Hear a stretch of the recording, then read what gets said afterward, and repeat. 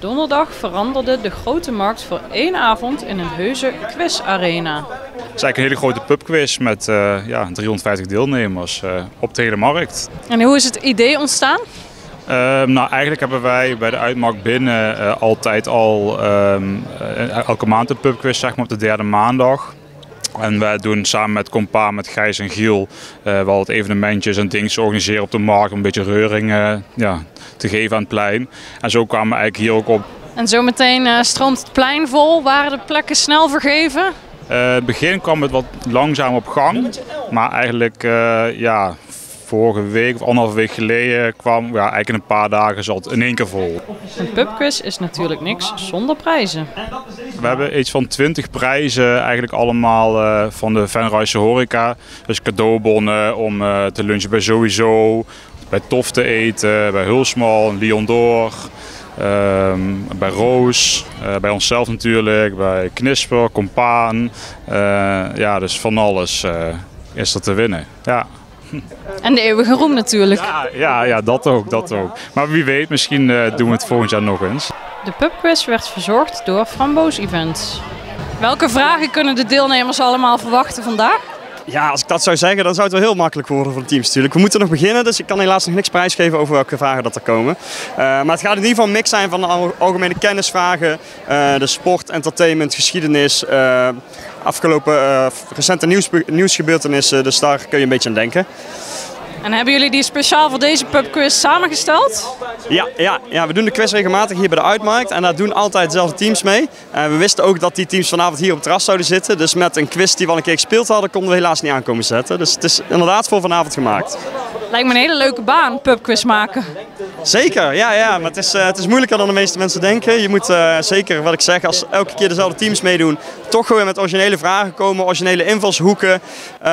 Je kunt niet iedere maand dezelfde onderwerpen aansnijden, want dan zeggen mensen, ja, hier hebben we al een vraag over gehad. Dus het wordt, hoe meer quizzen we maken, natuurlijk ook steeds moeilijker, maar het is wel een hele leuke baan. Maar het vereist dus wel enige creativiteit. Ja, zeker. Ja, want we willen ook geen quiz maken die alleen maar open vragen heeft of alleen maar meer keuzevragen. Er zitten af en toe ook wat volgordevragen in. Of we hebben ook wel eens gedaan dat mensen wat moeten tekenen. Maar we proberen dus inderdaad wel altijd vragen te bedenken die een beetje buiten de gebaande paden vallen.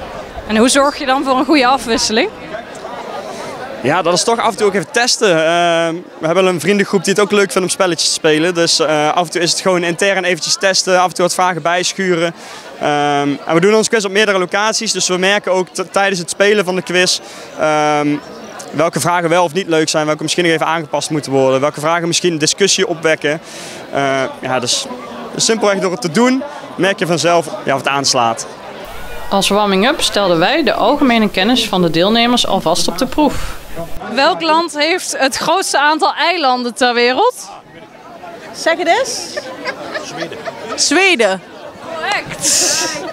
Welke planeet staat het dichtst bij de zon? Mercurius. En welk land heeft de minste inwoners? Vaticaanstad. Correct. Wat is de langste rivier ter wereld? Dat is een strikvraagje, want dat kan allebei zijn, de Leiden of de Amazone. Maar ik ga voor de Nijl. Hoeveel magen heeft een koe? 3? Ja, dit is makkelijk denk ik. Wie schilderde de Mona Lisa? Da Vinci. En wat is het grootste orgaan in het menselijk lichaam? De huid. Nou, jullie zijn op dreef. Dat komt goed vanavond. En welke van deze getallen is een priemgetal? 3, 4, 6 of 10? 3. Welk land staat bekend als het land van de glimlach?